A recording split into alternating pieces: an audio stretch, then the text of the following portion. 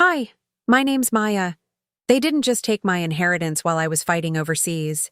They emptied my accounts, sold my childhood home, and pretended I never existed. My own sister signed my name on documents while I was dodging bullets in Kandahar, then had the nerve to call me 3 years later asking for help. But what she didn't know is that I'd learned more than combat skills during my deployment. I'd learned how to gather intelligence, build evidence, and execute a mission with surgical precision.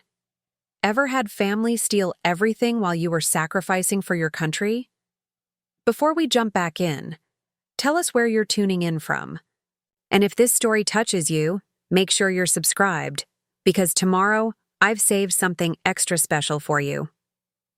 I remember the day I landed at Reagan National.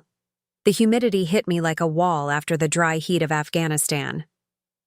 My unit had been deployed for 36 months straight, the longest stretch of my military career. My dark green duffel bag felt lighter than when I'd left, but my shoulders carried a weight that couldn't be measured in pounds. 3 years of combat zones changes you, hardens you, makes you appreciate the small comforts of home. Home. That word echoed differently now.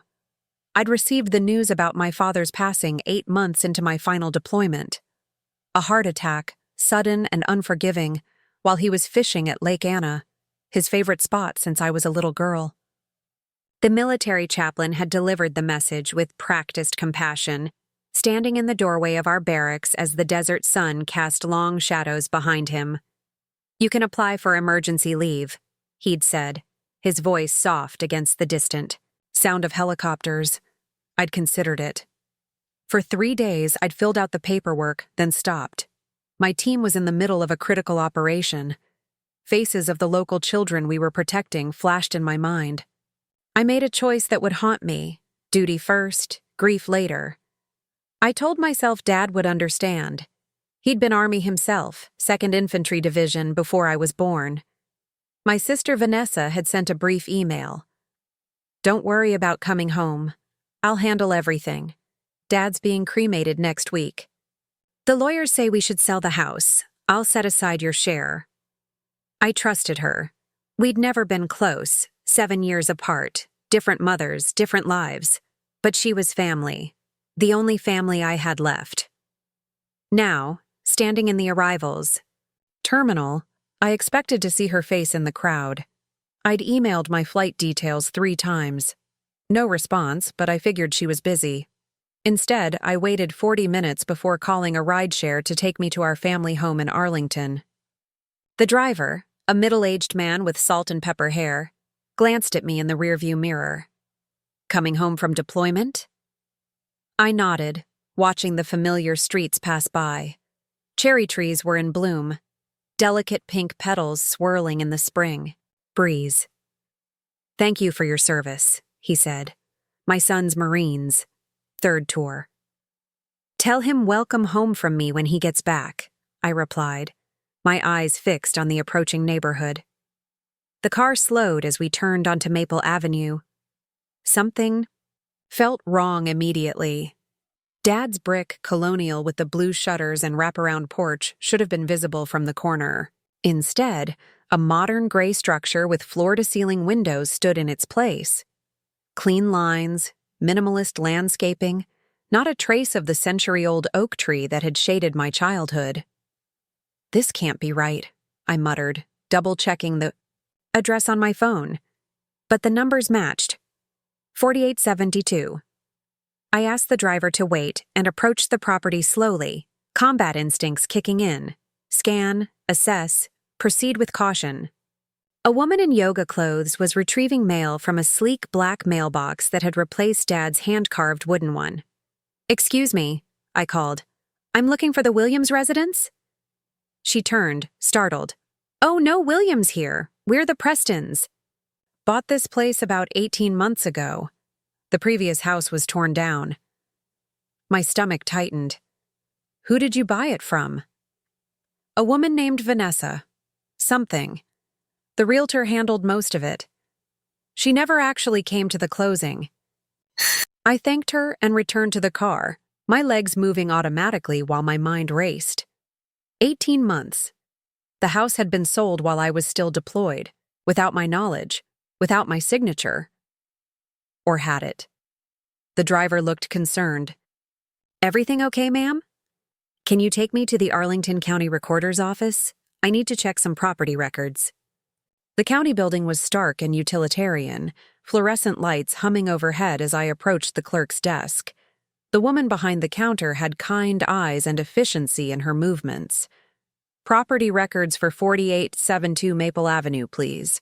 Sold approximately 18 months ago." She typed into her computer, the click of keys filling the quiet space. "Here we go. Sold by Vanessa and Maya Williams to Halcyon Development Group, who then sold to the current owners." Preparing and narrating this story took us a lot of time, so if you are enjoying it, subscribe to our channel. It means a lot to us. Now, back to the story. My heart stopped. "Can I see the documentation, please?" The papers showed everything. The sale, the signatures, the transfer of funds, my signature, perfectly forged on every document. A signature I hadn't made. "Is there a contact number for Halcyon Development?" I asked, my voice calmer than I felt. The clerk searched her records. They seemed to have dissolved shortly after the property transfer, common with development flippers. Of course they had. I thanked her and walked outside, sitting on a concrete bench as the spring sun warmed my face. 3 calls to Vanessa went straight to voicemail. Her old email bounced back. Her social media accounts were either deleted or hadn't been updated in years. I opened my banking app with trembling fingers. The joint account Dad had set up for emergencies showed a balance of $212.47. The last withdrawal, $325,000, had been made 20 months ago, with a memo line reading, "Final estate distribution." I hadn't received a penny. The inheritance wasn't just about money. Dad had left his military medals, Mom's jewelry, photo albums dating back 3 generations, and the leather-bound journals he'd kept since Vietnam. Our history, our memories, our legacy, all gone. I didn't cry. Something else was building inside me, something colder, more focused, the same feeling I'd had behind a sniper scope or planning night operations. Calculate, strategize, execute. I found a small extended-stay hotel near Bailey's Crossroads that catered to military personnel. The room was bare but clean, a bed, a desk, a mini-fridge. I placed my duffel on the faded carpet and took out my laptop. This would be my forward operating base for now. First order of business, intelligence gathering. I'd learned from the best intelligence officers in Kandahar that information was like building a mosaic, piece by piece, source by source. I started with Dad's old email account. He'd given me the password years ago for emergencies. To my surprise, it was still active. I scrolled through thousands of unread messages, most promotional garbage, but stopped at one from his attorney, dated 3 weeks after his death. "Vanessa, as requested, I've attached the final will and testament for your father, Charles Williams. As executor, please ensure both beneficiaries receive their portions as specified. The family home is to remain in joint ownership unless both parties agree to sale. The trust account should be divided equally. Please confirm receipt. Both beneficiaries. Joint ownership, equal division." I downloaded the attachment, hands steady despite the rage building inside me. The will was clear. Everything was to be split 50-50 between Vanessa and me. The house was meant to stay in the family unless we both consented to sell. I hadn't consented to anything. Next, I checked Dad's bank statements. Regular withdrawals. Had begun immediately after his death. Small at first, then larger. $5,000 for emergency home repairs, $12,000 for estate taxes, $27,000 for outstanding medical bills. All authorized by Vanessa as executor. Then the big one, $325,000 transferred to an account I didn't recognize, labeled Final Distribution. I created a spreadsheet, documenting every transaction, every date, Every discrepancy. Military precision. No detail too small. By 2 a.m., my eyes burned from the screen's glow, but I'd established a timeline. Dad dies. Vanessa takes control. Money disappears. House sold. All while I was serving my country 7,000 miles away. I finally allowed myself 5 hours of sleep, the same I'd get between patrols in Kandahar. When I woke, the determination hadn't faded. If anything, it had crystallized into something harder, more focused. The next morning, I visited Dad's attorney, a silver-haired man named Richard Grayson, who'd handled our family's legal matters for decades. His office smelled of leather and coffee, diplomas lining the walls like medals. "Maya," he said, genuine. Surprise in his eyes as he stood to greet me. "I didn't know you were back stateside." "Just returned," I replied, settling into the chair opposite his desk. "I've been trying to locate my sister and my inheritance." His brow furrowed. "Vanessa assured me she was in regular contact with you, that all distributions were being handled according to your wishes." She lied. I placed the property, records on his desk, along with the bank statements I'd printed. My signature was forged. The house was sold without my consent. The money is gone. Richard's face paled as he reviewed the documents. "This is deeply troubling. I sent everything to her as the executor with explicit instructions. Did you ever verify that I received anything?" He shifted uncomfortably. "Vanessa provided emails from you confirming receipt, said you were extending your deployment and wanted everything liquidated for ease of management. May I see these emails?" He pulled them up on his computer, turning the screen toward me. There they were, messages from me with my military email address, thanking Vanessa for handling everything, approving the sale, acknowledging receipt of funds. Perfect. Forgeries down to my typical sign-off. "Stay safe, M." "These aren't from me," I said quietly. "I never wrote them." Richard removed his glasses, rubbing the bridge of his nose. "Maya, if what you're saying is true, this is criminal fraud. Identity theft. Embezzlement." "I'm aware." "What do you want to do?" I looked him directly in the eyes. "I want to find my sister. I want my inheritance back, and I want justice." He nodded slowly. "I'll help however I can. First, we need to file a police report, then contact the bank to flag the fraud. I'll prepare affidavits confirming the will's actual contents." As I left his office, my phone buzzed with a text from an unknown number. "It's Vanessa. Heard you're back. We should talk." No apology, no explanation. Just, "We should talk." Like she'd borrowed a sweater without asking instead of stealing my entire inheritance. I didn't respond immediately. In the military, we learned that timing is everything. Rush an operation and you alert the enemy. Wait too long and you lose your advantage. Instead, I drove to the bank where Dad had kept his safe deposit box. After proving my identity and right of access, the manager led me to a small private room where the metal box sat waiting. Inside, I found what Vanessa hadn't been able to touch: Dad's will, the original copy with notary seal intact, his bronze star from Vietnam, Mom's engagement ring, and a letter addressed to me in his familiar handwriting. "Maya," it began. "If you're reading this, I'm gone. I've always been proud of your service, but prouder still of your integrity.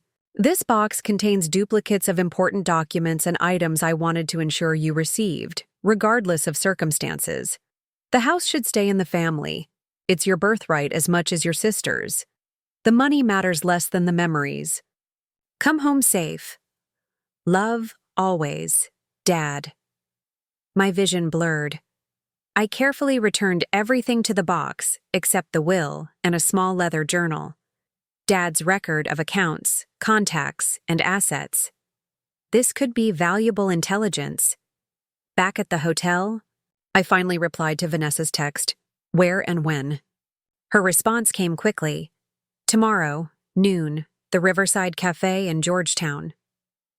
I spent the night reviewing everything I'd gathered: bank statements, property records, email trails, Dad's journal entries about accounts I hadn't known existed. By morning, I had a clear picture of what had happened and a plan. The Riverside Cafe sat on the waterfront, outdoor tables offering views of boats passing on the Potomac. I arrived 30 minutes early, choosing a corner table with my back to the wall, facing the entrance. Old habits. I ordered black coffee and waited, dressed in civilian clothes but sitting with military posture. When Vanessa finally appeared, the years between us seemed to expand rather than contract. She looked expensive: designer sunglasses, smooth blonde hair, a watch that cost more than my annual army salary. She spotted me and approached with a practiced smile that didn't reach her eyes. "Maya," she said, sliding into the seat across from me. "You look different. 36 months in a war zone will do that." She signaled for the waiter, ordering a sparkling water with lime. "I wasn't sure when you'd be back. You never responded to my emails." "Funny," I replied. "I never received them." Her smile tightened. Military servers, so unreliable. Unlike family. The silence stretched between us, taut as tripwire. I let it linger, watching her fidget with her napkin. "I suppose you've been to the house," she finally said. "What house? The one you sold without my consent while I was deployed? The one that doesn't exist anymore?" She sighed, as if dealing with a difficult child. "Maya, be reasonable. The property, taxes were killing us. The maintenance was a nightmare. It made financial sense to sell." "Us? The taxes were killing us? The maintenance was a nightmare for us?" I leaned forward. "There was no us making decisions, Vanessa. There was you, forging my signature, emptying accounts, and disappearing with my half of everything Dad left behind." "I set aside your portion," she countered, her voice sharp. "It's not my fault if you weren't here to collect it. Where is it then? Show me the account." She looked away, watching a tour boat glide past. There were complications, investments that didn't perform as expected, the market downturn. "You have to understand." "What I understand," I cut in, "is theft, fraud, criminal impersonation." Her eyes snapped back to mine, hardening. "Don't throw around accusations you can't back up." Without a word, I placed a folder on the table and slid it toward her. Inside, the forged documents, the bank statements, the emails sent in my name, and most damning of all, the original will with Dad's clear instructions. "I spent years gathering intelligence in war zones," I said quietly. "Did you really think I couldn't uncover what you did in Arlington?" The color drained from her face as she flipped through the papers. "These are private records. How did you... That's your concern? How I got the evidence, not what it shows." She closed the folder, composing herself. "What do you want, Maya? Money? Is that it? Because I don't have it anymore." "What happened to it?" A flicker of something: shame? Fear? Crossed her face. "Bad investments. A relationship that didn't work out. It's gone." "All $650,000 of my share? Gone?" She didn't answer, which was answer enough. "And the house?" "Sold. Demolished. You saw for yourself." "Dad's medals, Mom's jewelry, the family photos." She had the decency to look down. "Storage unit. I stopped paying for it last year." The rage I'd been controlling threatened to break through, but I forced it back. This wasn't about emotion. This was about justice. "Here's what's going to happen," I said, my voice level. "You're going to sign a confession admitting what you did. You're going to help me track down anything of Dad's that might still exist. And you're going to make restitution, however long it takes." She laughed, but it sounded hollow. "Or what? You'll turn me in?" "Your own sister." "In a heartbeat." The certainty in my voice made her pause. They don't put people in jail for family disagreements, she tried. Fraud, identity theft, embezzlement, conversion of assets. These aren't disagreements, Vanessa. They're felonies. 5 to 15 years, depending on the judge. Her hands trembled slightly as she reached for her water. You wouldn't. I leaned in, keeping my voice low. 3 years ago, I watched a 19-year-old private step on an IED. I held what was left of him until the medevac arrived. I've seen what real loyalty looks like, what sacrifice means. So don't tell me what I wouldn't do when it comes to justice. Something in my eyes must have convinced her because she looked away first. I need time, she whispered. You've had 3 years. I'm giving you 24 hours to meet me at Richard Grayson's office with whatever you can return and a signed confession. After that, I take everything to the Commonwealth's attorney. I stood, leaving the folder on the table. And Vanessa, don't run. You won't get far. Walking away, I felt no satisfaction, only resolve. This wasn't revenge. This was accountability. Back at the hotel, I received a text from an unknown number. Storage unit still active. Paid through next month. Key code 4517. Alexandria Self-Storage, Unit 228. Password to Dad's laptop. Maya plus Vanessa, 1992. I'm sorry. I drove to Alexandria immediately, heart pounding as I entered the facility. Unit 228 was in the back corner, a standard 10x10 space with a rolling door. The keypad accepted the code on the first try.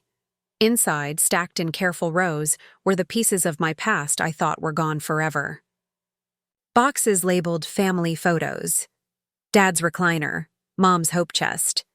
The antique dining table where we'd celebrated birthdays and Thanksgivings.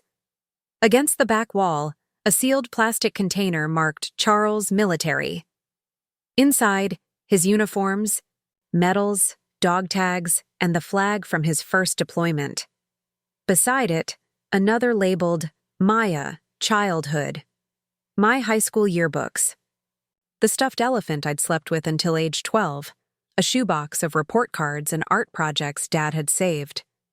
Everything was here, not sold, not destroyed, just hidden away. I sat on Dad's recliner, surrounded by the physical remnants of our history, and finally allowed myself to feel the full weight of the betrayal. Not just the theft of money, but the attempted erasure of my place in our family story. Then I noticed Dad's laptop on a side table. I opened it, entered the password Vanessa had provided, and found a folder on the desktop labeled Maya's Trust. Inside were documents I'd never seen before. A separate trust Dad had established for me years ago, one Vanessa hadn't known about or couldn't access. One tied to his military pension and investments, managed by a different attorney in a different firm. Its current value, $1. $7 million. Dad had protected me after all, creating a safety net Vanessa couldn't touch. The inheritance she'd stolen was only part of what he'd left behind. I closed the laptop, a strange calm settling over me. Tomorrow, I would meet Vanessa at the attorney's office. I would get her confession. I would begin rebuilding what was lost. But tonight, I would sit in Dad's chair, surrounded by our history, and remember what he'd taught me long before I joined the military. Integrity isn't about what you do when everyone is watching. It's about what you do when no one is. Outside, rain began to fall on the storage facility's metal roof. The steady rhythm reminded me of nights in the barracks, listening to distant artillery while writing letters home to a father who always believed in me. I opened his journal and began to read, reconnecting with the man whose legacy couldn't be stolen. Not really. Some inheritances exist beyond bank accounts and property deeds. Some are carried in the heart, in principles that guide us, in the courage to face betrayal with dignity instead of despair. Tomorrow would bring its own battles, but tonight, surrounded by the artifacts of my past, I was finally home. The morning of the meeting dawned with heavy clouds hanging over Arlington, the kind that promised rain but held back, building tension in the air. I'd spent the night organizing everything I'd found in the storage unit, creating an inventory. With military precision, Dad's bronze star, Mom's pearl necklace, the hand-carved chess set my grandfather had made. Each item cataloged, photographed, and assigned a value, not just monetary, but emotional. Some things couldn't be priced. Richard Grayson's law office occupied the top floor of a brick building in Old Town Alexandria. Floor-to-ceiling windows overlooked the Potomac, the water slate gray under the cloudy sky. I arrived 30 minutes early, dressed in a navy blazer and crisp white shirt. Not my uniform, but close enough to remind myself of who I was, what I stood for. Richard greeted me with a firm handshake, his expression somber. "Maya, I've prepared the documents we discussed." He gestured to a conference room where manila folders were arranged in precise rows. Affidavits confirming the original will, forms for reporting financial fraud, a draft confession for Vanessa to sign.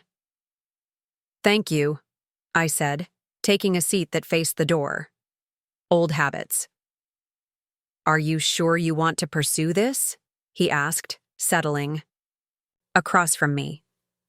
"Criminal charges against family. It's not something easily undone." I met his gaze steadily. In Afghanistan, we had a saying, "The truth doesn't need friends, but it does need witnesses." I'm not looking for revenge. I'm looking for accountability. He nodded slowly. "Your father would be proud of your principles." "My father," I replied, "would be heartbroken by all of this." At precisely noon, the receptionist's voice came through the intercom. "Ms. Williams is here." Vanessa entered looking different than she had at the cafe. The designer clothes were gone, replaced by a simple black dress, her hair pulled back, face stripped of makeup. She looked younger, vulnerable, like the sister I remembered before deployments and distance carved a gulf between us. She carried a leather portfolio and a small cardboard box. Her eyes were red-rimmed, but her voice was steady when she spoke. "I've brought what you asked for." Richard gestured for her to sit. For a moment, none of us spoke.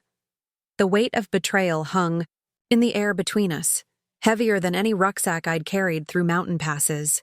"I'd like to make a statement," Vanessa finally said, opening her portfolio. "I've written it down. I need to read it exactly as I've prepared it." I nodded once, giving permission. She unfolded a sheet of paper, hands trembling slightly. "Maya, what I did was unforgivable. When Dad died, I was in a terrible place, financially, emotionally, spiritually. I'd lost my job. My relationship was failing. I had debts you didn't know about."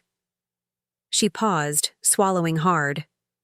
When I realized I was executor of the estate, something broke in me. I convinced myself it was temporary, that I'd just borrow from your portion until I got back on my feet, that I'd replace it before you returned. "But you didn't," I said quietly. "No." Her voice cracked. One withdrawal became another. One lie became 10. I forged emails to the attorney. I faked your signature on documents. I told myself you were off serving your country, that you didn't need the money like I did. The rain finally broke outside, pattering against the windows in irregular bursts. The worst part is I started believing my own lies, that you'd abandoned Dad by re-enlisting, that you didn't deserve the inheritance because you hadn't been here during his final years. Horrible, twisted justifications. "Where did the money go?" Richard asked, pen poised over his legal pad. Vanessa's shoulders slumped. "Some to pay off debts, some to a man I thought loved me who disappeared once the funds dried up. The rest." She shook her head. "Lifestyle I couldn't afford. Investments that failed. It spiraled." "And the house?"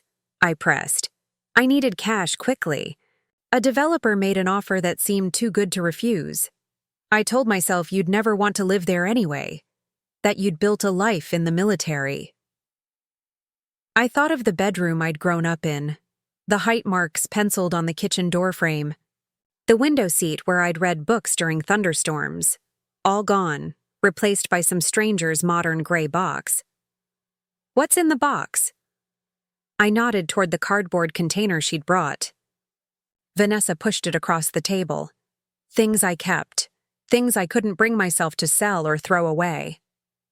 I opened it carefully. Inside, Dad's watch, his college ring, a framed photo of all three of us at my high school graduation, and a velvet jewelry box containing Mom's diamond earrings, the ones she'd worn on special occasions, promising they'd be mine someday. "This isn't everything," I said. "No, but it's what I still have. The rest." She trailed off. Richard cleared his throat. "Vanessa, Maya has every right to pursue criminal charges. Identity theft, fraud, conversion of assets.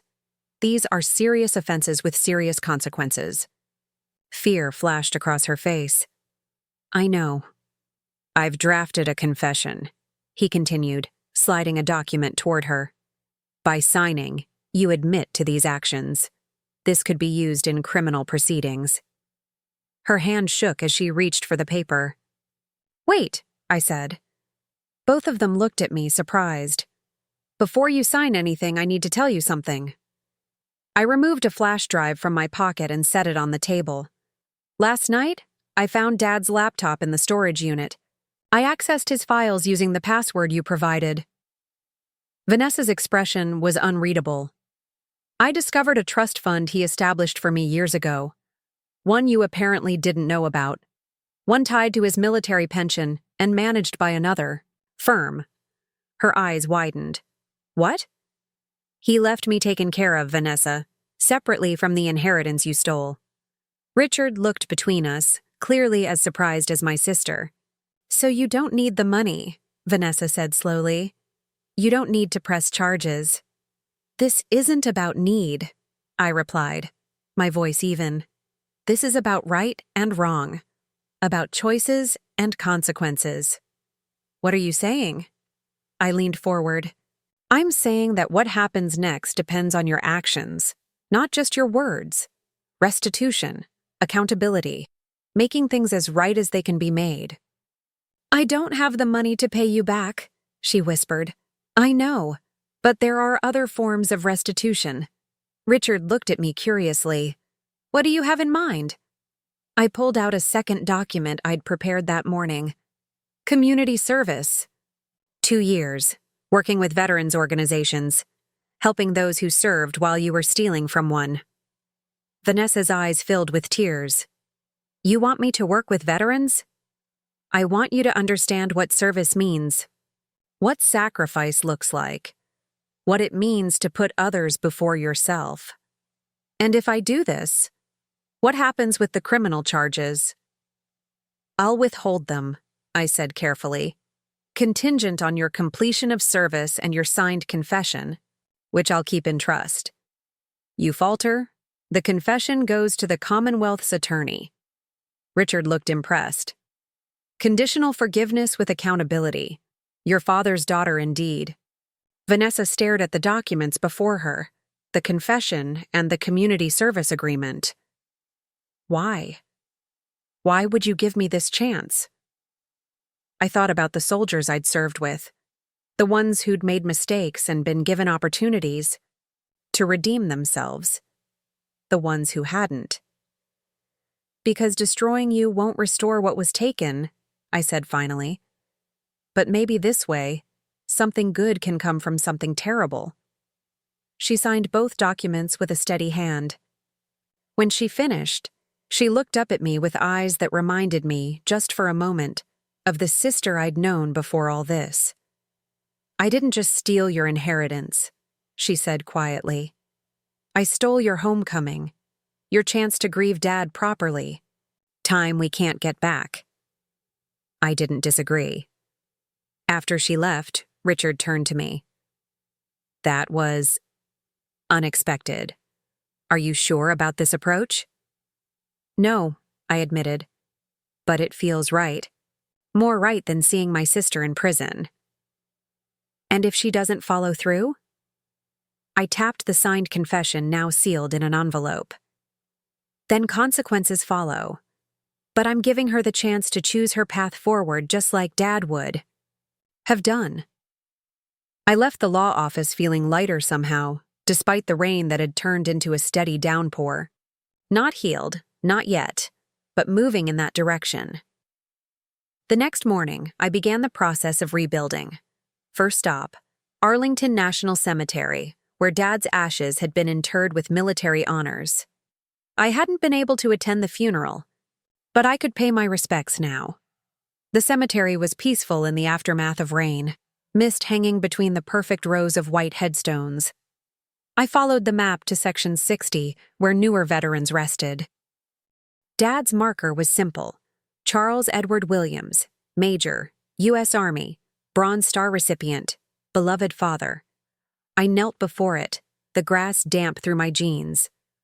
"I'm sorry I wasn't here," I whispered. "But I'm home now." I placed a small stone on top of his marker, a tradition among soldiers, a silent way of saying, "I remember. I was here." As I stood to leave, I noticed an older man in a worn army jacket watching me from a few rows away. He approached slowly, leaning on a cane. "You're Charlie's girl," he said. Not a question. I nodded. "Maya Williams, Jack Harmon." He extended a weathered hand. "Served with your dad in '91, Desert Storm." I shook his hand, feeling the strength still present in his grip despite his age. "You knew my father well?" "Like a brother." Jack gazed at the headstone. "Was in Arlington visiting my son, 3 rows over, and thought I'd pay respects to Charlie too. Didn't expect to find anyone here. I just returned from deployment. Couldn't make it back for the funeral." Understanding crossed his face. "Following in his footsteps, I see. He was damn proud of you, you know. Talked about you all the time at our veterans' breakfasts." Something warm spread through my chest. "He did?" "Oh yeah. My Maya's in the sandbox," he'd say. "Taking care of business just like we did. Showed everyone your photos whenever you sent them." I smiled, imagining Dad bragging to his old war buddies, wallet photos at the ready. "Listen," Jack said. "We're having a memorial breakfast next weekend. Guys from your dad's unit. Would mean a lot if you came. Brought some of his things, maybe. We'd like to do a proper toast." The invitation felt like a gift, a connection to the part of Dad's life I'd known about but never fully witnessed. I'd be honored. We exchanged numbers, and as Jack limped away, I felt a thread of something reconnect. Dad's military family reaching out to embrace his daughter. A legacy continuing. Over the next few days, I established a new base of operations. Not the hotel, which felt temporary, but a small apartment in Alexandria I found through a veterans housing program. It wasn't home yet, but it could be, eventually. I unpacked the items I'd recovered from the storage unit, giving each one a place of honor. Dad's recliner by the window, Mom's hope chest at the foot of my bed, family photos arranged on shelves, and walls, restoring visibility to memories that had been hidden away. On Wednesday, I received an unexpected email from Vanessa. "I started volunteer work at the VA hospital yesterday. Orientation was tough. I felt like an imposter. But then I met a Vietnam vet who just wanted someone to listen to his story. So, I did, for 3 hours. It's not redemption, but it's a start. V." I didn't reply, but I saved the email. Evidence of a first step. That same day, I visited Dad's bank, where the manager remembered him fondly. "Major Williams was a fixture here," she said, reviewing my identification documents. "Came in every Friday like clockwork. Always had a joke for the tellers." With proper documentation and death certificate in hand, I gained access to his accounts, or what remained of them. As expected, most had been drained. But there was one small checking account Vanessa had apparently missed, with a balance of $7,432.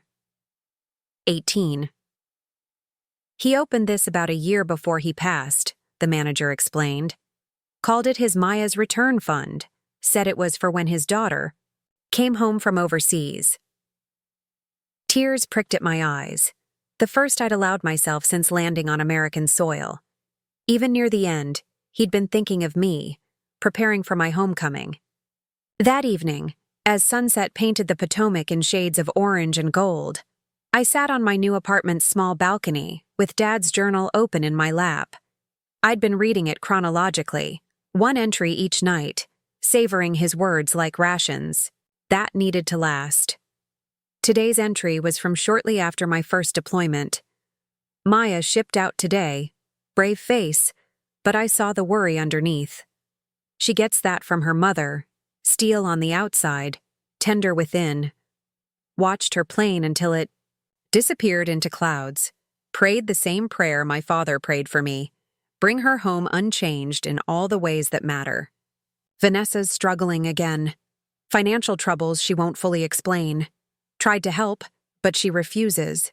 Pride or shame, can't tell which. My girls are so different. Maya faces problems head-on. Vanessa runs from hers. Need to find a way to bridge the gap between them before it's too late. I closed the journal, thinking about that gap, now a chasm. Could it ever be bridged? Did I want it to be? The answer wasn't simple. I'd seen too much in war zones to believe in easy reconciliations, but I'd also seen enemies become allies when given reason and opportunity. Time would tell. On Friday, I received a text from Richard Grayson. Court date set for probate review. Judge Harrington, next Thursday, 9 a.m. Bringing documentation of fraudulent will. Your presence requested. Vanessa has been notified. This would make the record straight legally, establish the original will as valid, recognize me as co-beneficiary, even if most assets were already gone. It was about restoration of truth, not money. I confirmed my attendance, then spent the afternoon at the Veteran Service Office filing paperwork to convert my military skills to civilian credentials. If I wasn't re-enlisting, and I hadn't decided yet, I needed a path forward. Intelligence analysis translates well to private sector, the counselor told me, reviewing my service record. Security firms, consultancies, even corporate risk assessment. Your experience is valuable, Captain Williams. It felt strange hearing my rank in this context, away from uniforms and chain of command, like trying on civilian clothes that didn't quite fit yet. Take your time, she added, sensing my hesitation. Transition is a mission unto itself. We've got your six. That phrase, we've got your six, unleashed a wave of nostalgia for my unit. The men and women who'd had my back through firefights and sandstorms. The family I'd chosen, or that had chosen me. On the way home, I made an impulsive detour to the neighborhood where our family house had once stood. The new modern structure looked even more alien in evening light, all angles and glass, nothing like the warm brick colonial I'd grown up in. I parked across the street, not hiding exactly, but not announcing my presence either. Just observing, like a recon mission. A family lived there now, parents, 2 young children riding scooters in the driveway. They had no idea they were playing where my history had been bulldozed. It should have hurt more, watching strangers inhabit the space where my memories had been made. But sitting there, I realized something important.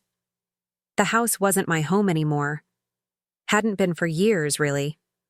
Home had become the people who kept faith, the values that guided actions, the truth that remained when everything else was stripped away. I drove back to my apartment feeling strangely at peace. The inheritance Vanessa had stolen was just things, money, property. The inheritance that mattered, Dad's integrity, his courage, his capacity for both justice and mercy, couldn't be taken. I carried it with me, more secure than any trust fund. That night I called my former commanding officer, Major Elena Rivera. We'd served 3 tours together, and if anyone could understand my current mission, it was her. Williams, she answered.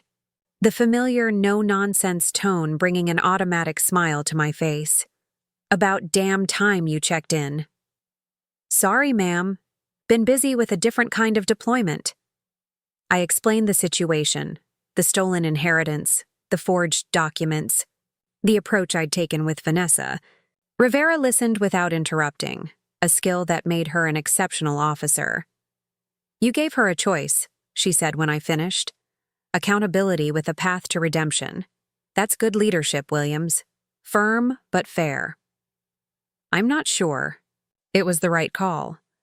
There are no perfect calls in the field, only decisions we can live with afterward." She paused. "Your father taught you well." "I miss him," I admitted, the words feeling raw in my throat. "I miss knowing he was here, keeping watch on the home front while I was away." "He's still on watch," Rivera said quietly, "just from a different post." After we hung up, I stood at my window looking out at the city lights reflecting off the Potomac.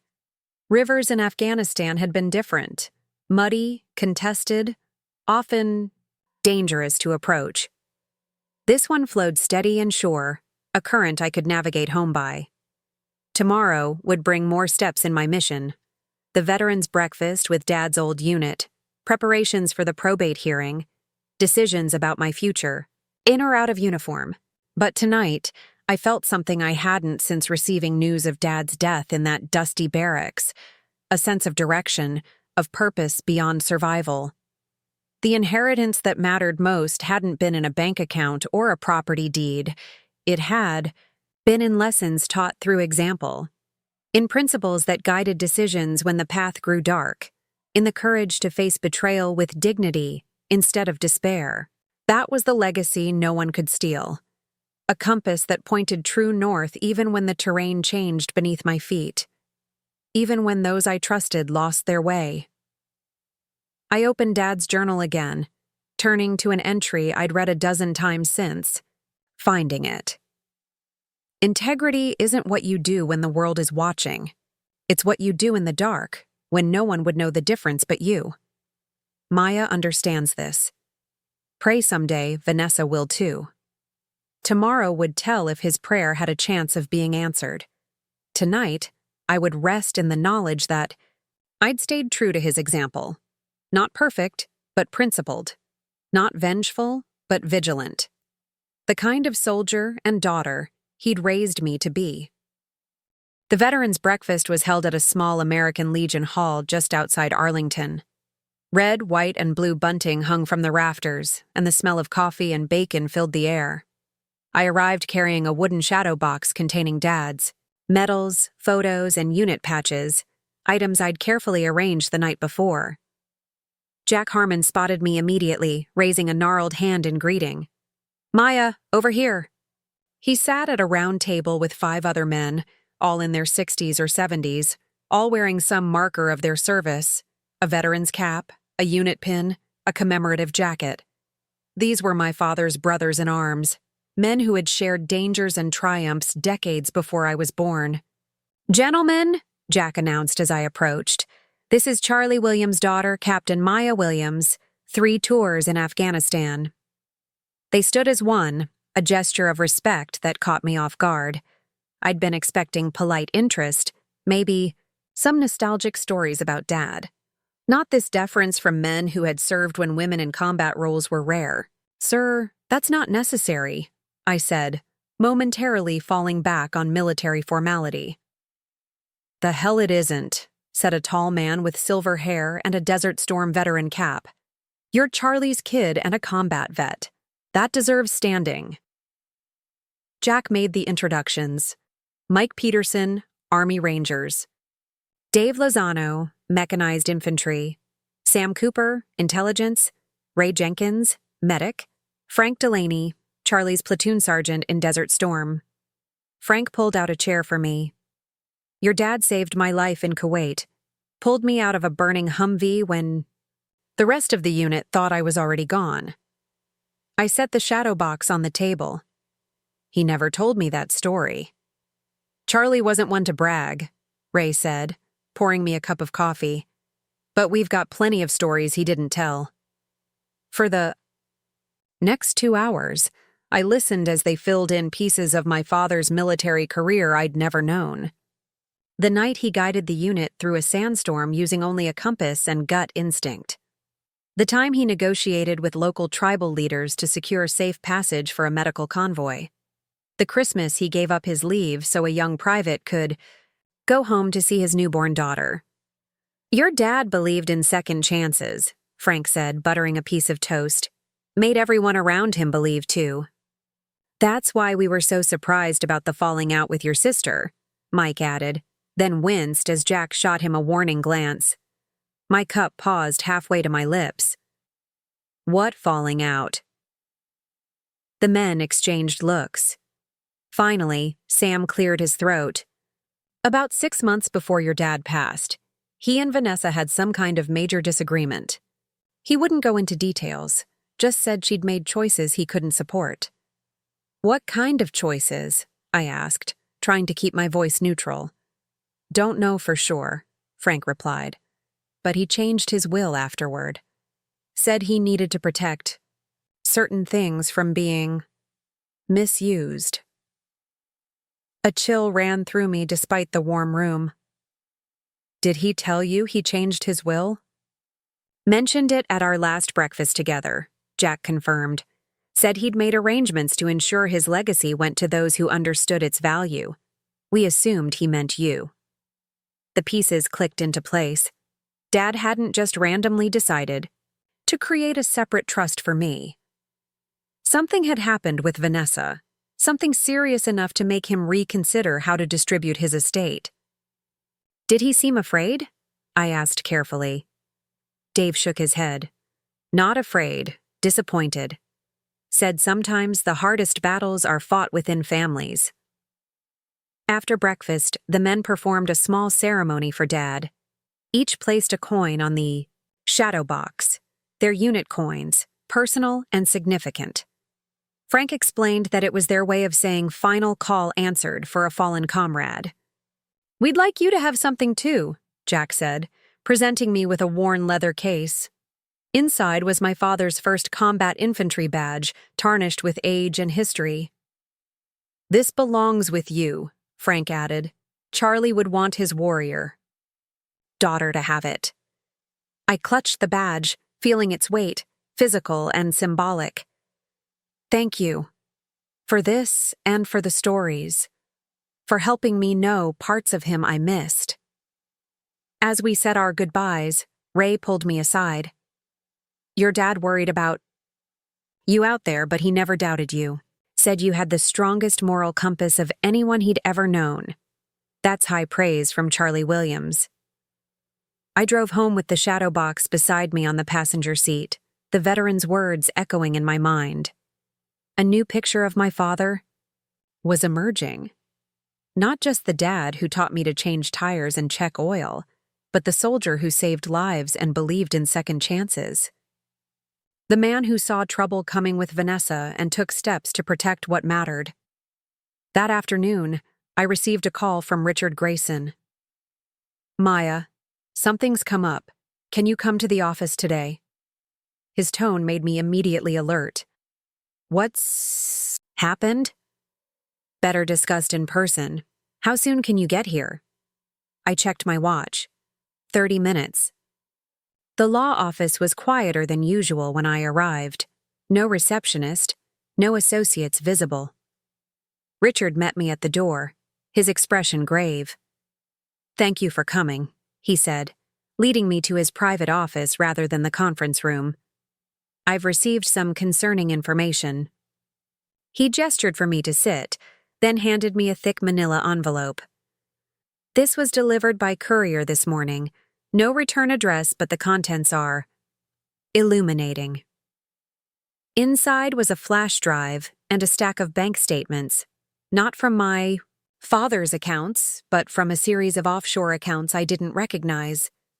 The names on the accounts were unfamiliar, but the transaction records showed regular transfers to an account I did recognize. Vanessa's. What am I looking at? I asked, though I was beginning to understand.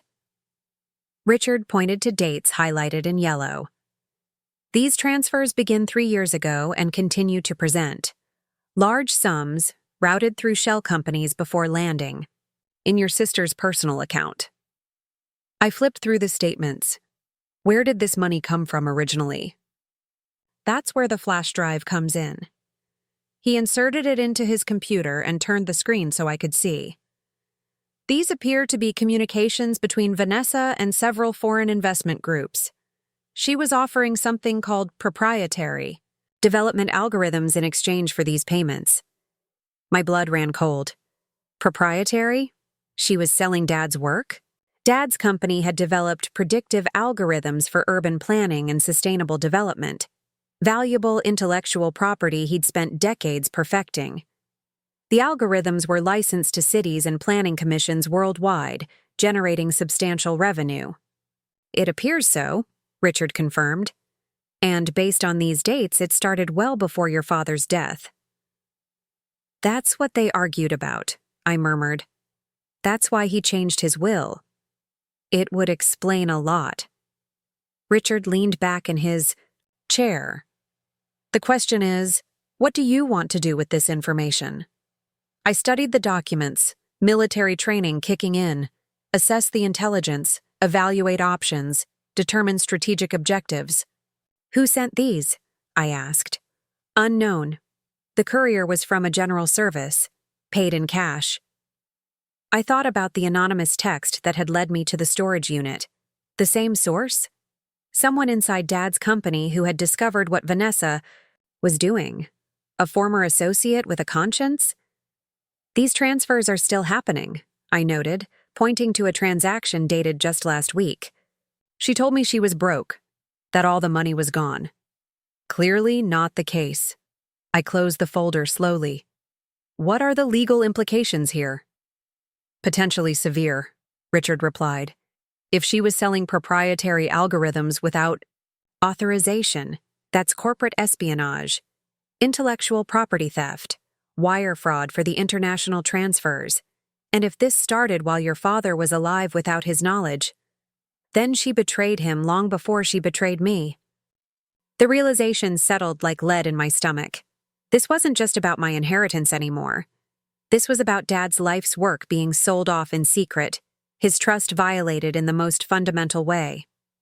The probate hearing is tomorrow, Richard reminded me. We should consider how to address this. I stared out the window, watching clouds gather over the Potomac. Another storm coming. No. No? We proceed as planned with the original purpose, establishing the validity of Dad's true will. This, I tapped the folder, requires more intelligence gathering before we move. Richard studied me. You're thinking like a soldier. I am a soldier. I met his gaze. And in combat, you don't reveal your position until you're ready to engage. Back at my apartment, I spread the documents across my dining table, creating a timeline of transactions, entities, and communications. The pattern was clear. Vanessa had been selling Dad's algorithms piece by piece to overseas development firms, undercutting the company's exclusive licenses and pocketing the proceeds. No wonder she'd been so quick to handle everything after his death. No wonder she'd worked so hard to erase me from the picture. I wasn't just an inconvenient co-beneficiary. I was a potential witness to her betrayal. I needed more information, more clarity on the scope of what she'd done. In Afghanistan, we never moved on partial intelligence if we could help it. The stakes were too high, the consequences of error too severe. I picked up my phone and called the one person who might have insight I lacked. Maya? Jack Harmon answered, on the third ring. Everything okay? I need to ask about Dad's company, I said without preamble. Did he ever mention concerns about his work being compromised? His algorithms being accessed or sold without permission? A pause. Yes, about 8 months before he died. He was worried someone inside the company was copying portions of the proprietary code and selling it piecemeal. Did he know who? Another pause, longer this time. He had suspicions, But Charlie was careful about accusations without proof. Was Vanessa working for him then? She was doing some kind of consulting for the marketing department, Jack confirmed. But Maya, your dad never specifically said. I understand, I cut in. Thank you, Jack. That helps. After hanging up, I made another call, this one to a number I hadn't used since returning stateside. It rang 4 times before connecting.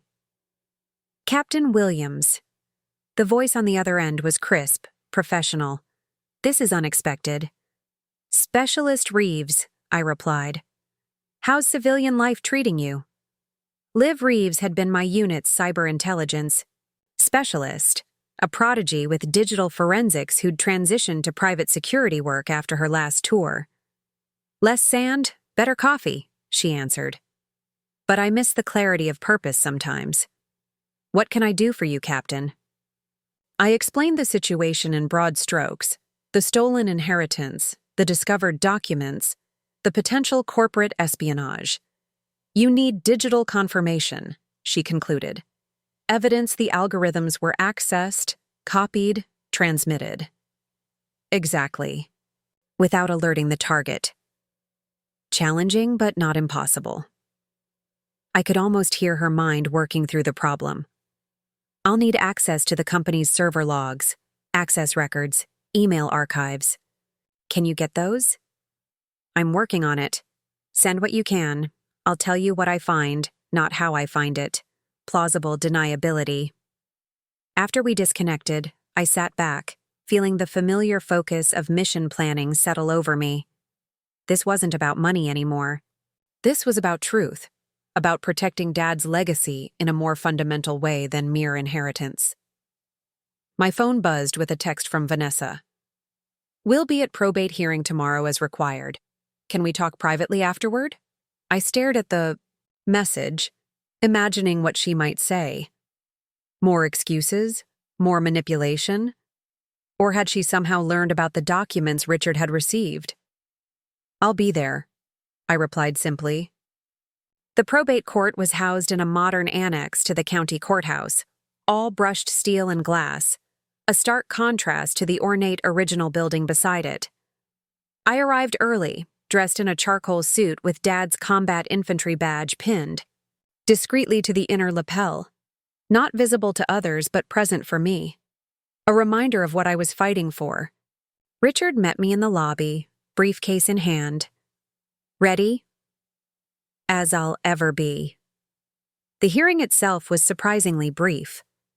Judge Harrington, a no-nonsense woman with steel gray hair and piercing eyes, reviewed the documentation of the fraudulent will, the evidence of the original version, and the affidavits from Dad's attorney confirming his true intentions. Vanessa sat across the aisle, dressed conservatively in a navy pantsuit, her expression unreadable. She didn't contest any of Richard's assertions, simply nodded when the judge asked if she understood the proceedings. Based on the evidence presented, Judge Harrington concluded, this court recognizes the will dated March 17, 2022, as the valid and legal last testament of Charles Edward Williams. The subsequent document filed on September 5, 2022, is hereby invalidated. She struck her gavel once. The estate shall be administered according to the terms of the valid will, with all assets to be divided equally between the two named beneficiaries. A symbolic victory. Most of those assets were already gone or compromised. But it was validation, official recognition that I hadn't been written out of Dad's legacy as Vanessa had claimed. As we exited the courtroom, Vanessa approached, her steps hesitant. Maya, can we talk, please? Richard gave me a questioning look. I nodded slightly, and he moved a discreet distance away, still within sight but out of earshot. What is there to say? I asked, keeping my voice low. I'm trying, she said. The VA work. I'm there 4 days a week now. I'm learning about service, about sacrifice. It's changing how I see things.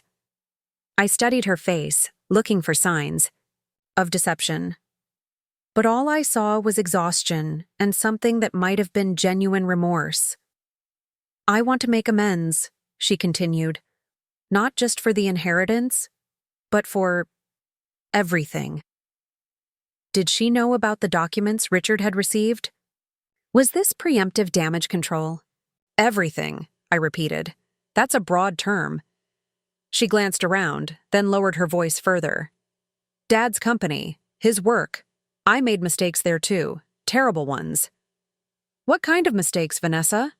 She swallowed hard. "Can we go somewhere private, please? I need to explain, and I need your help." Against my better judgment, I agreed to meet her at a small cafe 2 blocks from the courthouse. Richard objected, but I assured him I could handle myself. "Military intelligence, remember? I'll record everything. Keep my guard up." "Be careful," he warned. "People backed into corners can be unpredictable." The cafe was nearly empty at mid-morning. Just a barista and one elderly man reading a newspaper. Vanessa chose a table by the window, hands clasped tightly around her coffee cup. "I don't know where to start," she said after a long silence. "The beginning would be traditional." She nodded, took a deep breath. 4 years ago, I met someone, Alexei Volkov, a developer with international connections. He was charming, sophisticated, and very interested in Dad's work. "Go on?" "He said there was a way to license portions of the algorithms to overseas firms without affecting the primary business. That Dad was being too protective, leaving money on the table." She stared into her cup. I believed him. Or wanted to. "So you gave him access. At first, just to the marketing materials, then sample code fragments, then more." Her voice dropped to a whisper. "He paid well, and I needed the money, my lifestyle. I was living beyond my means." "Dad found out." She nodded miserably. "About 8 months before he died.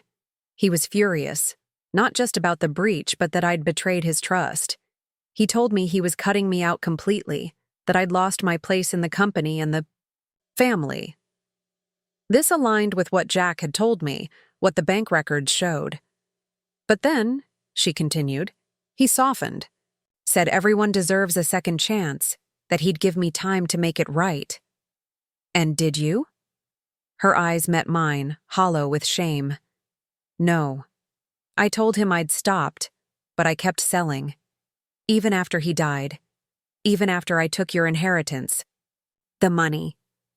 It was never enough. And now? Now, Alexei wants the core algorithm, the heart of Dad's work. He's threatening to expose me if I don't deliver." Her hands trembled. "I don't have access anymore, but he thinks I do. He doesn't believe me." I leaned back, processing. This explained the continued transfers, the ongoing deception. "What do you want from me, Vanessa?" "Help," she whispered. "Protection, advice. I don't know how to fix this." Part of me wanted to walk away, to let her face the consequences of choices made and remade over years. But another part, the part trained to protect, to serve something larger than personal grievance, held me in place. "Do you have communications with this Alexei? Evidence of the transactions?" She nodded. "On my laptop. Everything." "And you're willing to turn that over? To admit what you've done legally?" "Yes." Her voice strengthened slightly. "I'm tired of running, of lying. The work at the VA. It's shown me what integrity actually looks like. What Dad tried to teach me." I studied her for a long moment. The sister who had stolen my inheritance, forged my signature, erased me from our family's story. The woman now asking for my help, after betraying every trust. "If we do this," I said finally, "it's on my terms. Full disclosure, full cooperation. No more secrets." Relief flooded her face. "Anything. I'll do anything." "Then let's start with your laptop. We need to secure the evidence before anyone realizes what you're doing." As we left the cafe, I texted Richard. Meeting Vanessa at her apartment. Significant developments. Stand by for updates. Then I messaged Liv Reeves. Target cooperating. Potential access to primary evidence. Prepare for data transfer. For the first time since returning home, I felt the clarity of a defined mission. Not vengeance. Not even justice exactly. Something more fundamental. Protection. Of Dad's work, his true legacy. Of the principles he'd lived by and tried to instill in both his daughters. The rain had stopped, leaving the streets glistening under clearing skies. As we walked toward Vanessa's apartment, I noticed she kept glancing over her shoulder, eyes, scanning rooftops and parked cars. "Are you being watched?" I asked quietly. "I don't know. Maybe. Alexei has resources, connections." "When is he expecting delivery of the algorithm?" 3 days. He's flying in personally to collect it. I processed this information. Good. That gives us time to prepare. Prepare what? I met her gaze steadily. A different kind of homecoming than he's expecting. For the first time since returning to Arlington, I felt the familiar surge of purpose that had defined my military service. This wasn't about an inheritance anymore. This was about protecting something that mattered. Not just money or property, but principles, legacy, truth. The kind of mission I'd been trained for all along. As we approached her building, a modern high-rise with glass balconies and a doorman, Vanessa's step faltered. "Maya," she said, voice barely audible. "I'm scared." I thought of the young soldiers I'd led through mountain passes in Kandahar, their faces tight with fear, but steps steady with trust. Leadership wasn't about erasing fear. It was about providing a path through it. "I know," I replied, "but you're not alone anymore." The sun broke through the clouds as we entered the building, casting long rays across the marble lobby, light illuminating what had been hidden too long in darkness. "I don't deserve your help," Vanessa whispered as we stepped into the elevator. "No," I agreed, watching the floor numbers climb. "But Dad deserved better than what happened to his work. And sometimes missions aren't about what people deserve. They're about what needs to be done." The elevator doors opened, revealing a corridor that would lead to truth, to redemption, to a different kind of inheritance than either of us had expected. One step at a time. Eyes forward, mission in focus, just as Dad had taught me. Vanessa's apartment was a study in contrasts, expensive modern furniture alongside cardboard boxes still taped shut, as if she'd never fully committed to living there. Floor-to-ceiling windows offered a panoramic view of the Potomac, but the blinds were drawn tight, allowing only thin slices of light to penetrate. "Nice place," I remarked, noting the designer labels and high-end electronics. "The VA work must pay well." She had the grace to look ashamed. "It's volunteer work. This is from before. From selling Dad's algorithms." Yes. I did a quick visual sweep of the space. Exits, potential security concerns, sight lines, old habits. "Your laptop?" She retrieved it from a sleek leather messenger bag and placed it on the glass dining table. "Everything's here. Emails, transfers, the code fragments I sent. All of it." I pulled out my phone and called Liv Reeves, putting her on speaker. "Captain," Liv answered on the first ring. "Status?" "I'm with my sister. She's providing access to communications with the buyer and evidence of the transactions." "Excellent. Does the laptop have an external drive port?" Vanessa nodded, pointing to a USB slot on the side. "Yes," I confirmed. "Connect this way," Liv instructed. "I'll create a secure clone of the drive first, then we'll extract what we need."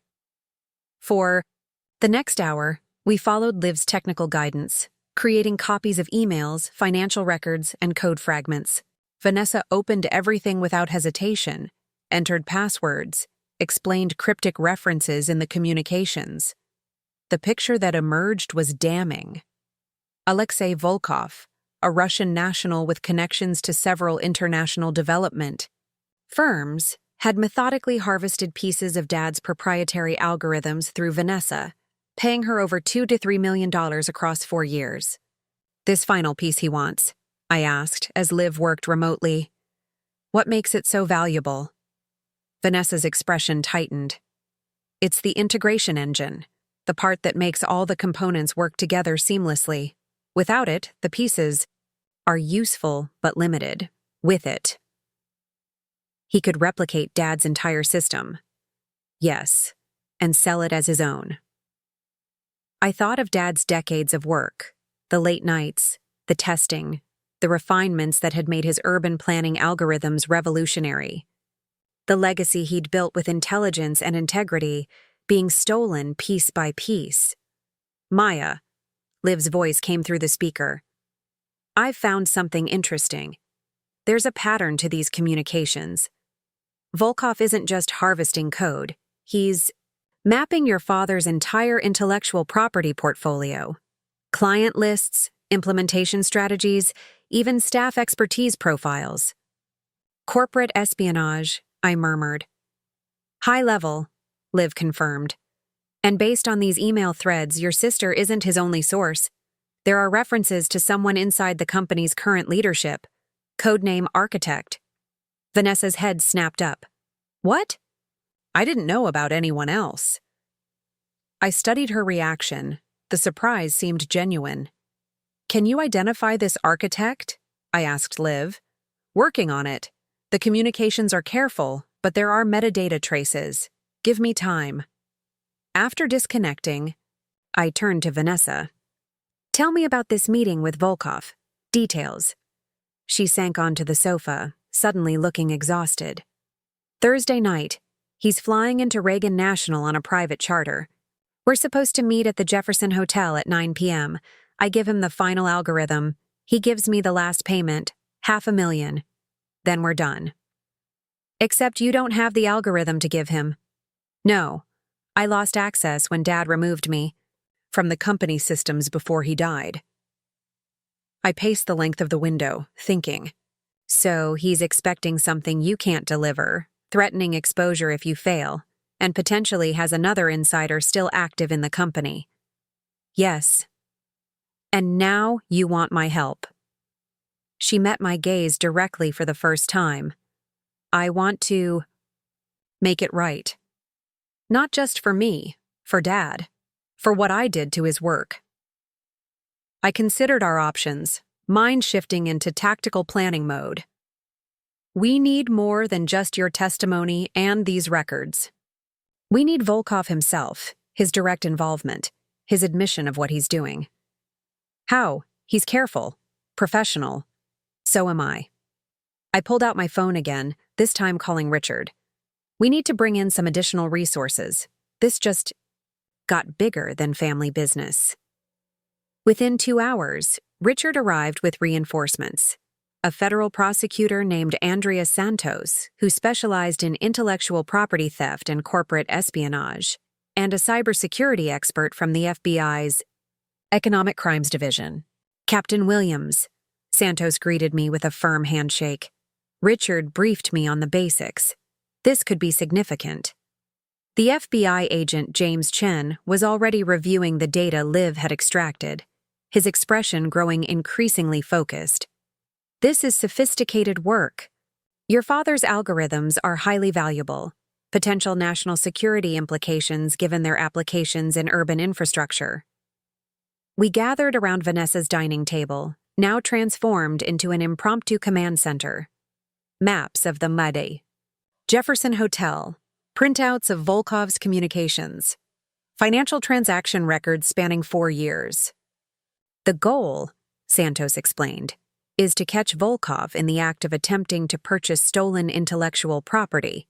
That means your sister needs to play along, appear to be delivering what he wants. Vanessa paled. He'll know if the code isn't genuine. We can help with that, Chen said. Create a convincing facsimile, Enough to pass initial inspection. I turned to Vanessa. Are you willing to wear a wire? To meet with him under surveillance? She hesitated, then nodded. Yes, whatever it takes. It could be dangerous, I warned, if he suspects anything. I owe this to Dad, she said quietly, to his real legacy. Over the next 2 days, we prepared meticulously. Chen and his team created a sophisticated decoy algorithm, functional enough to appear genuine, but with hidden watermarks that would prove it was provided by authorities. Santos secured the necessary warrants for surveillance and recording. Richard coordinated with Dad's company to document exactly what had been compromised. I focused on Vanessa, preparing her for the meeting. 3 deployments had taught me how to train people for high-stress situations, how to manage fear and project confidence. Keep your responses truthful whenever possible, I advised as we rehearsed in her living room. Lies require mental resources you'll need for observation. Truth is simpler to maintain under pressure. What if he asks about you? He knows I have a sister in the military. Tell him I'm still deployed, that I know nothing about this arrangement. The night before the operation, I stayed at Vanessa's apartment. Neither of us slept much. Around 3 a.m., I found her sitting on the balcony, staring out at the city lights. Second thoughts? I asked, joining her. No, just regrets. She wrapped her arms around herself against the night chill. I keep thinking about Dad, what he would say if he could see us now. I considered this. I think he'd be sad about how we got here but proud of where we're going. You really believe that? He believed in second chances, remember? That's what his friends told me. She turned to look at me, eyes glistening. Why are you helping me, Maya? After everything I did to you? The question deserved an honest answer. I took a moment to find the right words. In Afghanistan, I learned something important about forgiveness. It's not about erasing what happened. It's about refusing to let past wounds determine future actions. I leaned against the balcony railing. I'm not helping you because I've forgotten what you did. I'm helping because it's the right mission now. The right mission, she repeated softly. Dad used to say that integrity is a compass, not a destination. It just points the way, step by step. She nodded slowly. I'm trying to find my compass again. I know. And surprisingly, I did know. I could see it in her commitment to the VA work, in her willingness to face consequences, in this moment of quiet truth between us. Morning arrived with clearing skies and a sense of purpose. Santos and Chen arrived early, bringing surveillance equipment and final instructions. Remember, Santos told Vanessa as a technician fitted her with a concealed microphone, your only job is to get him talking about what he's purchasing and why. We need explicit acknowledgement that he knows this is proprietary technology being sold without authorization. And if something goes wrong, Vanessa asked. We'll have agents positioned throughout the hotel, Chen assured her. You'll never be alone. Not alone, I confirmed, meeting her eyes. Not anymore. The Jefferson Hotel embodied old-world elegance, mahogany paneling, crystal chandeliers, staff in crisp uniforms moving with practiced discretion. I arrived 2 hours before the scheduled meeting, dressed as a hotel guest in a conservative black dress and minimal jewelry, my hair pulled back in a simple chignon. Santos and Chen established their base in a suite 2 floors above the bar, where Vanessa would meet Volkov. I positioned myself in the lobby lounge, angle perfect for observing without being obvious. 3 FBI agents were dispersed throughout the space, one as a bartender, one reading a newspaper by the fireplace, one checking in as a guest. At precisely 8:45 p.m., Vanessa entered, wearing a navy blue dress and carrying a leather portfolio. Our eyes met briefly across the lobby. I gave an almost imperceptible nod. She continued to the bar without acknowledging me. At 8:59, A man in a perfectly tailored gray suit strode through the main doors. Alexei Volkov matched his photographs exactly. Tall, distinguished, with silver temples and the confident bearing of someone accustomed to power. He scanned the lobby with practiced casualness, his gaze sliding past me without pause. "Target has arrived," I murmured into my concealed earpiece. Moving to the bar. "Copy," Chen's voice responded. "All units in position." Volkov approached Vanessa, greeting her with European formality. A light kiss on each cheek. They settled at a corner table, ordered drinks, began what appeared to be casual conversation. Through my earpiece, I could hear everything. "You look well, Vanessa," Volkov said, his accent just detectable beneath polished English. "Our arrangement has been beneficial for both of us, yes?" "Very beneficial," she replied, her voice remarkably steady, though not without complications. He smiled thinly. "Business always has complications. That is why relationships matter. Trust matters." Their drinks arrived, scotch for him, sparkling water for her. He raised his glass in a small toast. "To successful completion of our project. You have brought the final component?" Vanessa nodded, patting the portfolio beside her. "As promised. But I need to be certain this concludes our arrangement, that there will be no further requests." "Of course." He sipped his scotch. "Once I have the integration engine, our business is complete. You receive final payment, I receive final delivery. We part as friends who need never meet again." "And what exactly will you do with it?" Vanessa asked. "The complete system, I mean." Volkov's expression remained pleasant, but something in his eyes sharpened. "Does it matter? You've never asked about applications before. I'm just curious. It's my father's life work after all."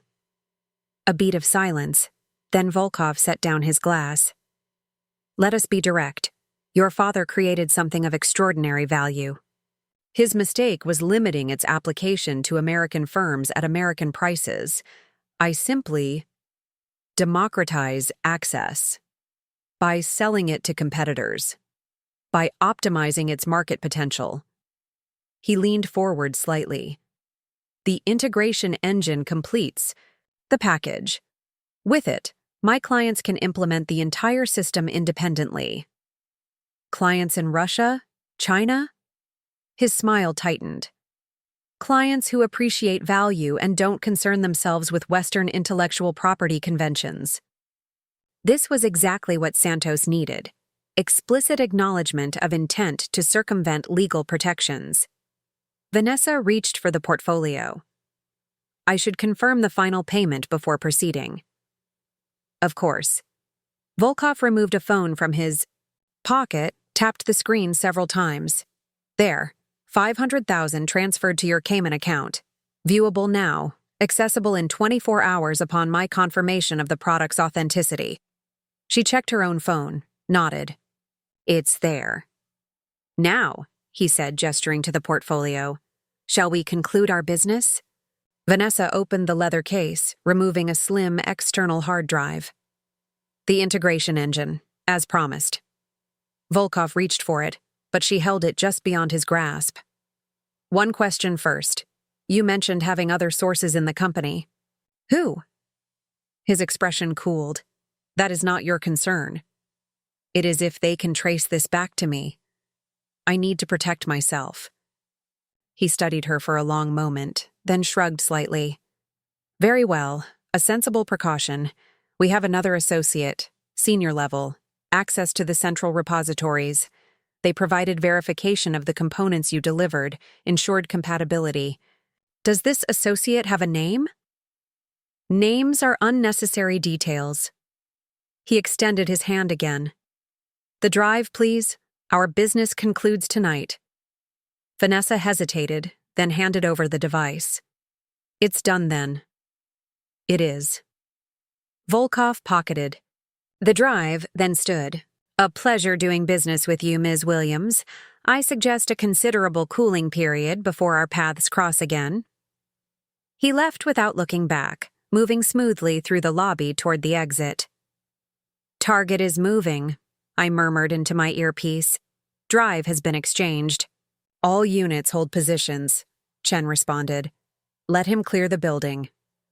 I watched Volkov pass through the revolving door, stepping onto the sidewalk where his driver waited beside a black town car.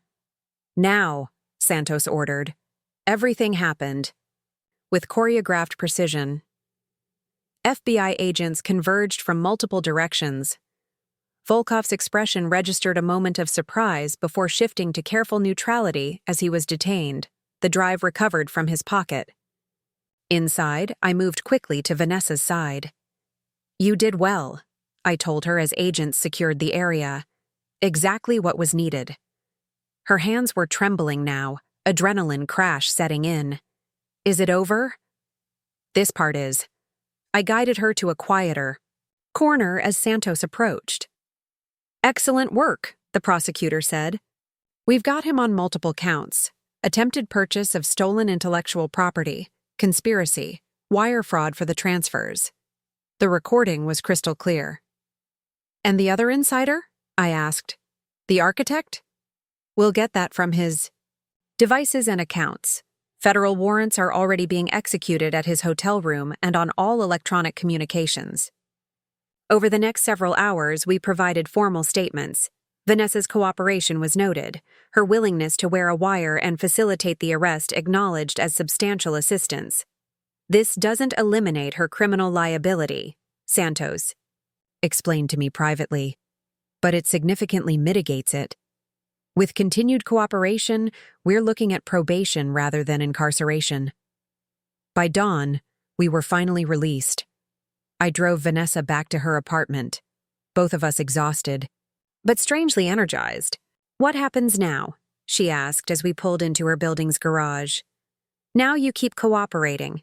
Help them identify everything that was compromised. Continue your VA work. Honor the agreement we made." "And us? What happens with us?" I didn't have a simple answer. The wounds were still fresh, the trust still fragile. But something had shifted during our shared mission. Not forgiveness exactly, but possibility. "One step at a time," I said finally. "We focus on restoring Dad's legacy first. The rest. We'll navigate as we go." 2 weeks later, the case broke publicly. Headlines proclaimed "International Tech Espionage Ring Dismantled" and "Stolen." American innovation recovered. Dad's company issued statements about enhanced security measures and the recovery of critical intellectual property. The architect was identified as Elliot Chambers, the CFO who had taken control after Dad's death. He'd been secretly feeding information to Volkov for years, including helping facilitate the fraudulent will that had cut me out of the company oversight. Richard called with the news as I was unpacking boxes in my new apartment, a modest 2-bedroom, in Alexandria, purchased with part of the trust fund Dad had protected for me. "Chambers is cooperating fully," he reported, trying to save himself. "He's implicated 3 other employees and provided complete documentation of everything that was compromised." "And Dad's algorithms?" "Secured. The company's implementing new protections based on FBI recommendations." "Good." I hung a framed photo of Dad on the wall. Not a formal portrait, but a candid shot of him laughing on the fishing boat at Lake Anna. That matters more than anything else. Later that afternoon, I visited Arlington National Cemetery, bringing fresh flowers for Dad's grave. The day was perfect. Clear blue sky, gentle breeze, cherry blossoms beginning to bloom on distant trees. I knelt beside the white headstone, arranging the flowers carefully. "Mission accomplished," I told him quietly. "Your work is protected. Your legacy honored." As I stood to leave, I noticed a familiar figure walking between the rows of markers. Head bowed in respect, Vanessa. She hadn't seen me yet, focused on navigating the path with her own bouquet of flowers. For a moment, I considered slipping away, avoiding the encounter. But something, Dad's example perhaps, or my own evolving understanding of what mattered, kept me in place. She looked up, spotted me, hesitated briefly before continuing forward. "I didn't know you'd be here," she said, her voice soft against the cemetery's respectful quiet. "Regular visit," I explained. "You? First time since the funeral." She placed her flowers beside mine. I couldn't face him before, not with what I'd done. We stood side by side, two daughters with complicated journeys, united at least in this moment of remembrance. "The FBI called this morning," she said after a while. "Volkov accepted a plea deal. 15 years, full cooperation against his clients and associates. That's good news. They also said my case is being processed with consideration for substantial assistance. Probation, community service, financial penalties." She turned to face me. "I'll never have the money to repay what I took from you."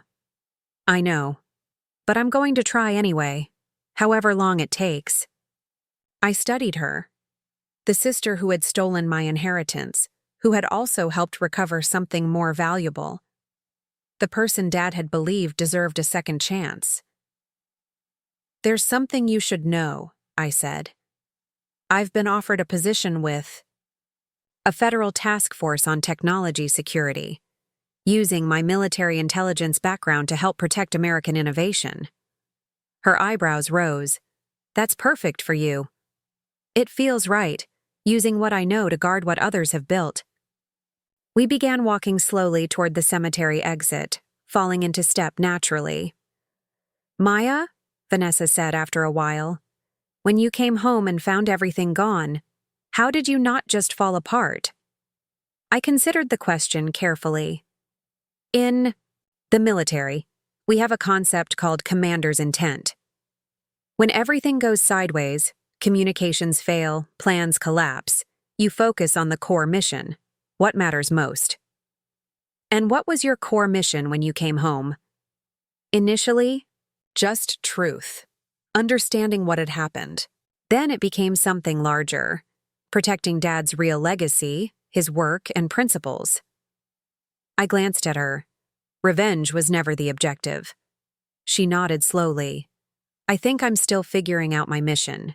"That's okay. It takes time." We reached the cemetery gates where our cars waited in separate lots. "The veterans at the VA Center are having a cookout next Saturday," she said tentatively. "They've asked me to bring family if I wanted." I thought, maybe. The invitation hung between us, not a full restoration, not complete healing, but a small bridge across the chasm of betrayal and hurt. "What time?" I asked. Relief softened her features. "Noon, nothing fancy. Just burgers and stories. I can do that." As we parted ways, I felt something settle within me. Not completion, but continuation. The journey that had begun with discovering my stolen inheritance had transformed into something I hadn't expected. A mission of recovery broader than money or property. Dad's voice seemed to whisper on the breeze as I walked to my car. "Integrity isn't what you do when the world is watching. It's what you do in the dark, when no one would know the difference but you." I had returned from deployment to find everything gone: home, inheritance, family trust. But in the process of reclaiming what was taken, I had discovered something that couldn't be stolen or erased: the legacy of principles that guided actions when the path grew difficult. Some inheritances exist in bank accounts and property deeds. Others live in the choices we make when tested, in the courage to seek truth rather than vengeance, in the wisdom to recognize that healing and justice can sometimes walk the same road. As I drove away from Arlington National Cemetery, I realized that the most valuable thing Dad left me wasn't the trust fund he had protected or the inheritance Vanessa had stolen. It was the compass that had guided me home, not to a house that no longer existed, but to the person I had become through challenge and choice.